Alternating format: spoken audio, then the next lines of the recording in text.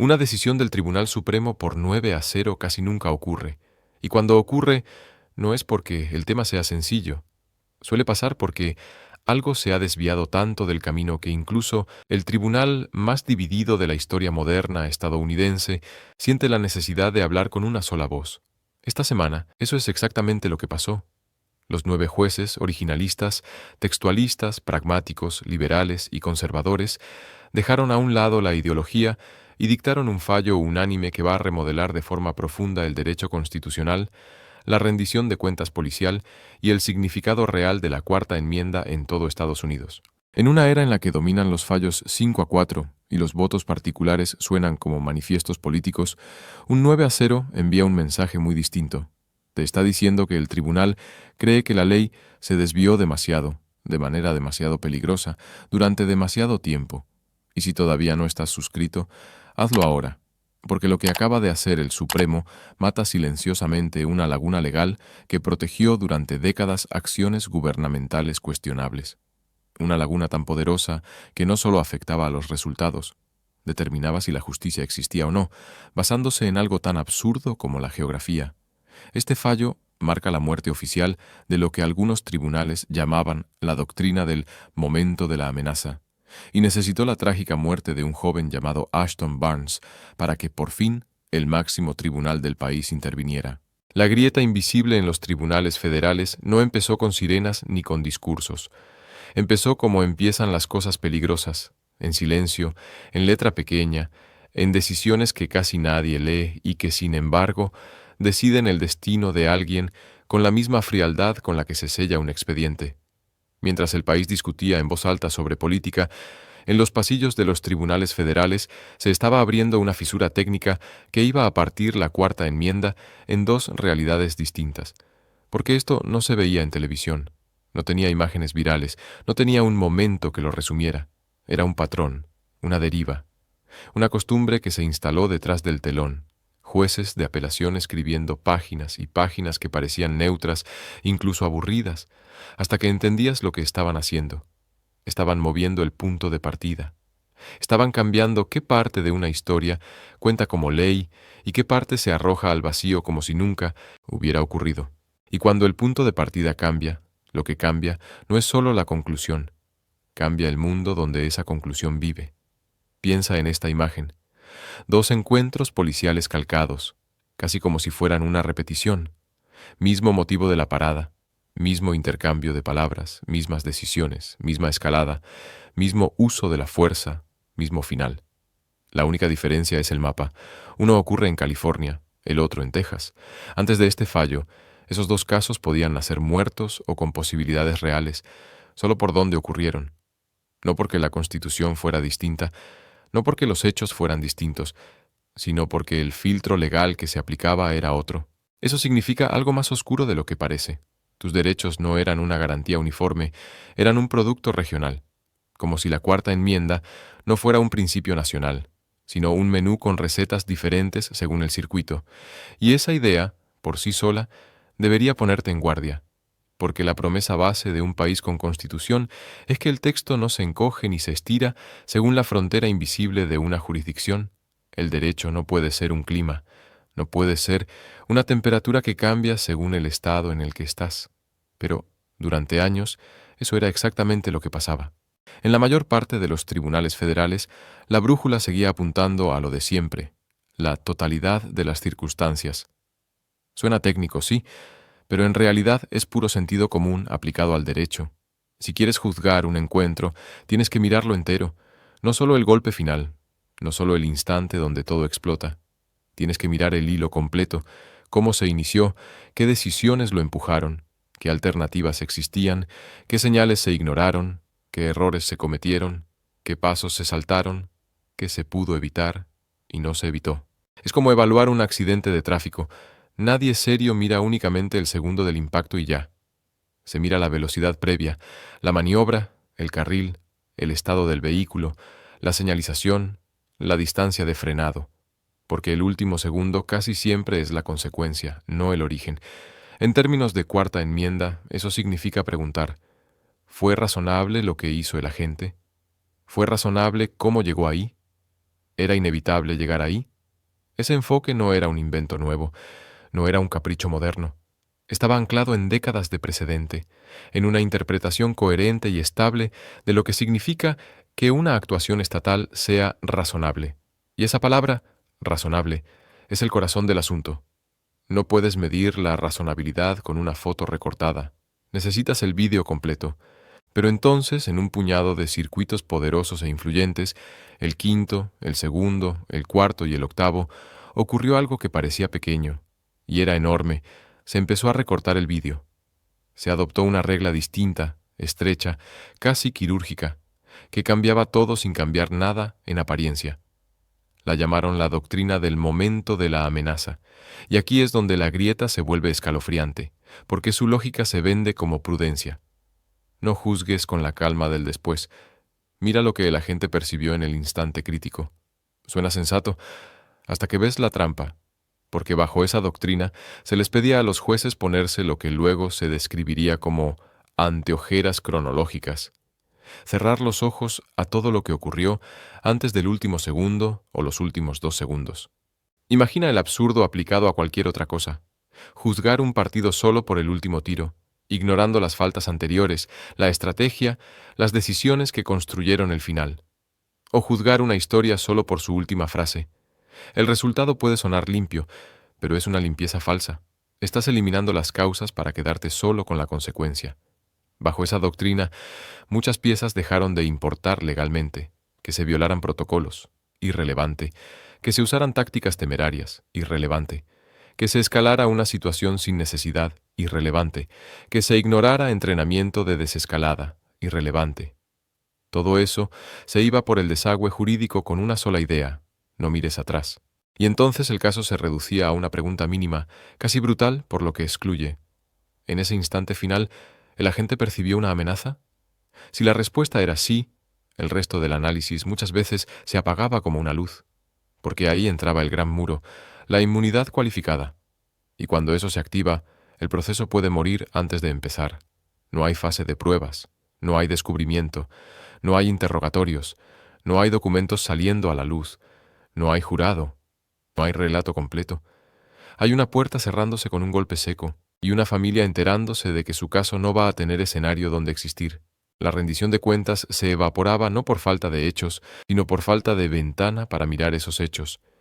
Y así la justicia se volvió geográfica, no por ley escrita en el Congreso, sino por hábitos interpretativos acumulados circuito a circuito, como capas de polvo, que un día te das cuenta de que ya no dejan ver el cristal.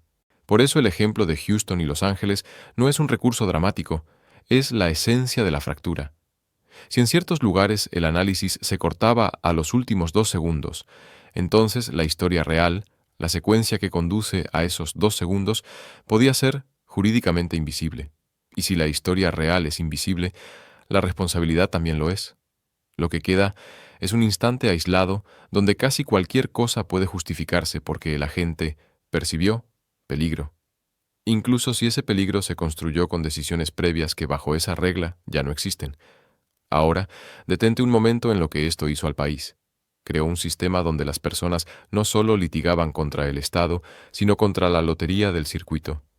Tu defensa constitucional podía ser más fuerte o más débil dependiendo de una línea imaginaria en el mapa. Eso no es diversidad jurídica, eso es inestabilidad constitucional, porque la Constitución por diseño no debería depender del azar geográfico. Y esto no era un debate pequeño entre académicos, era medible, era rastreable, era repetido. Entre 2018 y 2023, más de 240 opiniones publicadas trataron esta misma pregunta y discreparon el 60% de las veces. Piensa en lo que implica. La mitad larga del tiempo, jueces federales, viendo hechos parecidos, ni siquiera compartían el marco para analizarlos. No discutían solo el resultado, discutían la regla del juego. Eso no es una diferencia razonable. Es un sistema que ya no puede prometer uniformidad. Es un tablero donde cada región juega con normas distintas y nadie puede fingir que el resultado es justicia igual. Y todavía hay una capa más inquietante. El propio gobierno federal aprendió a moverse dentro de esa confusión. Cuando el terreno es irregular, el poder no se tropieza, se adapta, Abogados del Estado defendían una interpretación en un circuito y la contraria en otro. Misma constitución, mismo gobierno, dos discursos, dos estrategias, dos verdades legales simultáneas, elegidas según conveniencia. Y ahí es donde el ciudadano común queda como daño colateral. Porque una persona no puede cambiar de circuito como quien cambia de carril. No puede elegir el marco legal. No puede seleccionar qué doctrina va a aplicarse. Solo puede caer donde cae y descubrir después que su cuarta enmienda, en su región, pesa menos, que su caso, con esos hechos, en ese mapa, tiene menos oxígeno. Durante años, esa fue la grieta invisible. No un fallo aislado, sino un patrón que convertía la justicia en geografía y el contexto en un estorbo. Un sistema que, poco a poco, normalizó una pregunta peligrosa. ¿Y si solo importara el último segundo? Y entonces, como pasa en las historias donde algo se acumula hasta que ya no puede sostenerse, todo cambió por algo que se supone que no debería cambiar nada. Una parada de tráfico rutinaria en Texas de menos de 2 minutos, un episodio pequeño en duración, que terminó revelando, con una claridad brutal, lo que ocurre cuando a un país se le permite vivir demasiado tiempo con dos constituciones prácticas distintas. En 2016, Ashton Barnes fue detenido en el condado de Harris, Texas, por algo que, en cualquier otro día, habría terminado con un papel firmado y un motor arrancando de vuelta a casa. Una infracción menor de peajes. $645 en peajes impagados. No un robo, no un arma, no una persecución. Un número en un sistema, un trámite. Pero aquí es donde el guión se rompe, porque lo que ocurre después no dura una noche, ni una hora. Dura menos de 2 minutos, y en esos 2 minutos cabe una vida entera.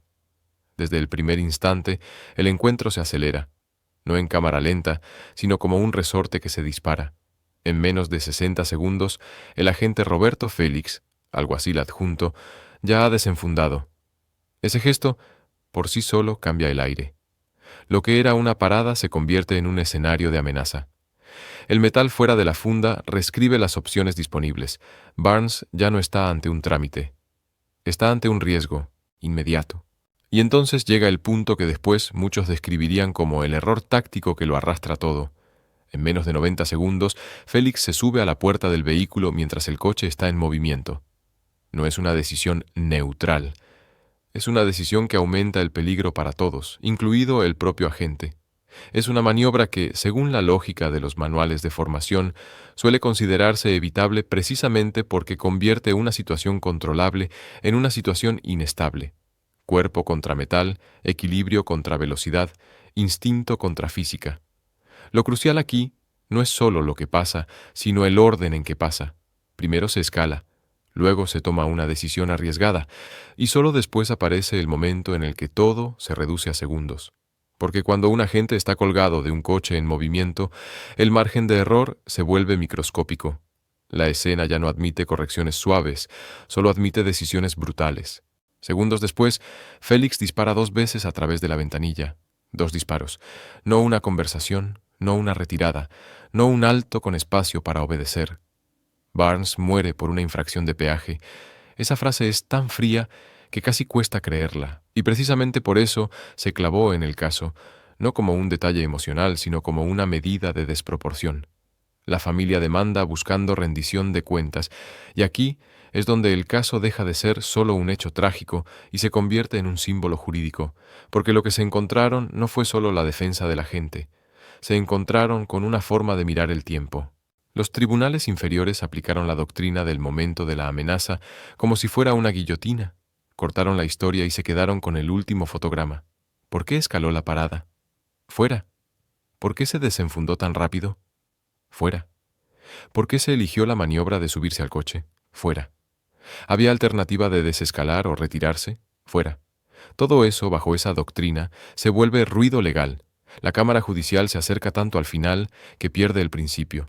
Y entonces la pregunta queda reducida a una sola cosa. En los últimos 2 segundos, ¿Félix estaba en peligro? La respuesta, en esa fotografía recortada, es fácil.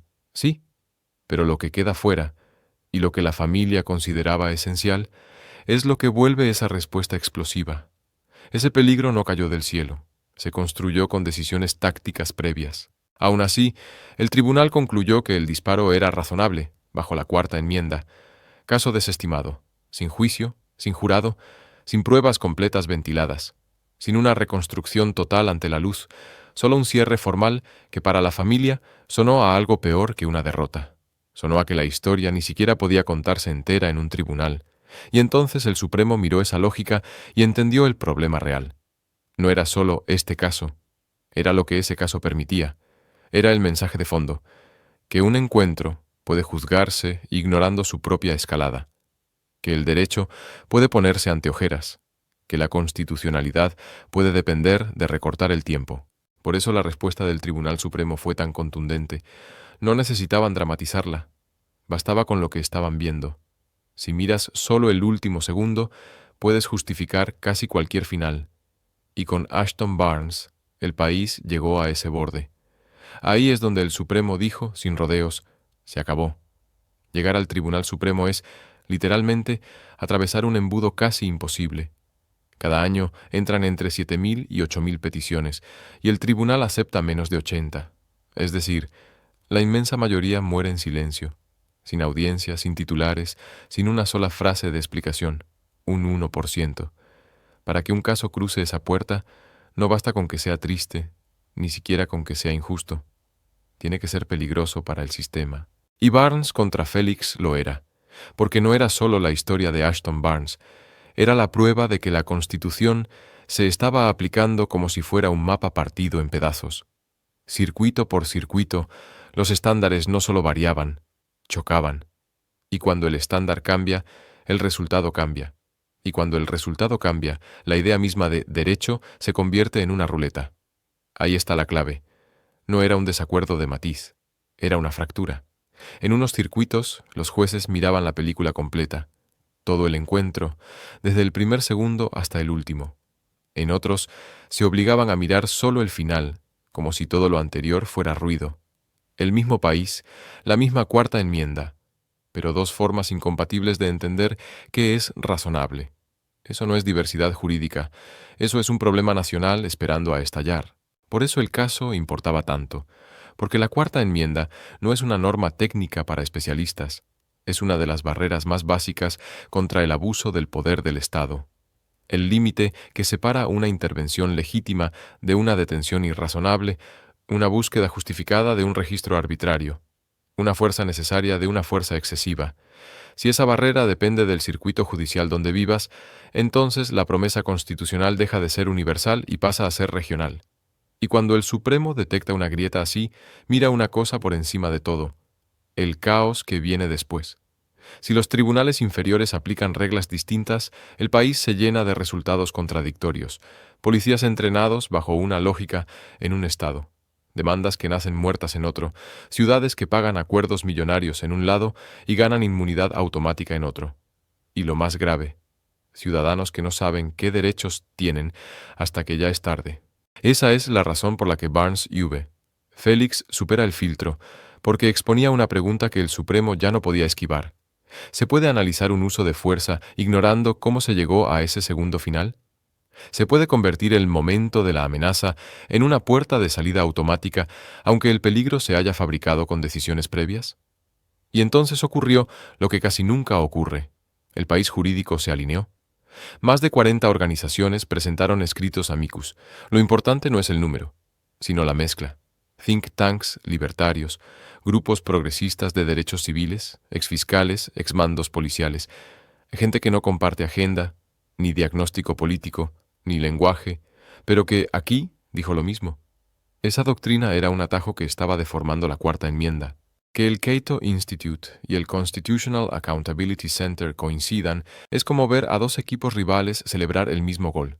Rara vez pasa, y cuando pasa significa que el problema es tan evidente que ya no cabe en una trinchera ideológica. Llegaron por caminos distintos, pero a una conclusión idéntica. La doctrina del momento de la amenaza era constitucionalmente indefendible. La vista oral lo dejó aún más claro. El escepticismo no fue tímido, ni de un solo bloque. Fue transversal. Como si el tribunal estuviera diciendo: explíquenme cómo esto no rompe la lógica básica del derecho. La jueza Kagan clavó la pregunta que destroza la defensa del gobierno porque obliga a mirar el reloj completo.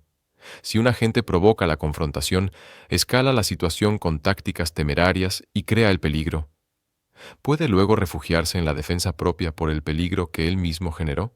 Si respondes que sí, legitimas la escalada. Si respondes que no, el momento de la amenaza se derrumba. El gobierno, ahí, no tenía una salida limpia. Titubeó. Intentó encajar la respuesta, pero el problema era estructural. La regla pedía ignorar precisamente lo que daba sentido a la pregunta. Y Gorsuch presionó desde otro ángulo, igual de corrosivo, el histórico. El texto no había cambiado. La idea de evaluar el poder del Estado como un fotograma aislado no estaba en los fundamentos. Los fundadores no pensaban el derecho como una instantánea. Pensaban en actos, causas, consecuencias, secuencias. Entonces, ¿por qué los tribunales modernos se darían permiso para mirar solo el último segundo? En ese punto ya no era un debate sobre un caso. Era un debate sobre cómo se entiende el tiempo en la Constitución. Y cuando el Supremo llega ahí, llega al borde del anuncio. Y entonces llegó el fallo. 15 de mayo de 2025, voto 9-0. Y eso, en el Supremo, suena menos a opinión y más a sirena. Porque cuando los 9 firman lo mismo, no te están diciendo hemos llegado a un acuerdo. Te están diciendo esto se estaba yendo demasiado lejos y lo vamos a cortar de raíz. La jueza Kagan escribe para un tribunal unánime y pone el bisturí justo donde dolía. Un tribunal no puede evaluar la totalidad de las circunstancias si se coloca ante ojeras cronológicas. Esa frase es el golpe, porque lo que se venía haciendo en la práctica era una trampa temporal, borrar todo lo anterior para que el último segundo lo justificara todo. Y entonces llega la metáfora que lo deja imposible de defender. No puedes explicar una película viendo solo el último fotograma. No puedes entender una historia leyendo solo la última frase. Si solo miras el final, todo parece inevitable, todo parece reacción, todo parece defensa propia. Pero el derecho y la realidad no funcionan así. La pregunta no es solo, ¿había amenaza al final? La pregunta completa es, ¿cómo llegamos ahí? ¿Qué decisiones empujaron la escena hacia ese borde? ¿Qué acciones encendieron la chispa? ¿Qué alternativas se ignoraron? ¿Qué escalones se subieron uno por uno hasta que ya no quedaba espacio? A partir de este fallo, la regla cambia de manera brutalmente clara. Los tribunales deben mirar la secuencia completa, del primer contacto al último disparo. Y eso arrastra una consecuencia enorme.